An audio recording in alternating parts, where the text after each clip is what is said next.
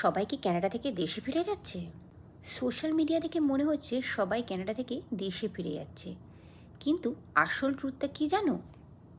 সত্যি বলতে কিছু মানুষ কানাডা থেকে দেশে ফিরে যাচ্ছে। তার কারণটা কি জানো?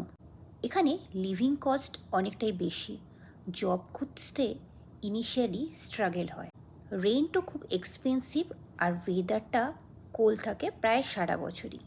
বিশেষ করে টরন্টো অ্যান্ড ভ্যাঙ্কুভারে কস্ট অফ লিভিং অনেকটাই হাই। কিন্তু এর মানে এই নয় যে সবাই দেশে ফিরে যাচ্ছে। হাজার হাজার মানুষ এখনও কানাডায় সেটেল হচ্ছে, পিআর নিচ্ছে, ফ্যামিলি ফিউচার বিল্ড করছে। অনেকেই শুরুতে স্ট্রাগল করে, কিন্তু পরবর্তীকালে স্টেবল জব আর বেটার লাইফ পায়।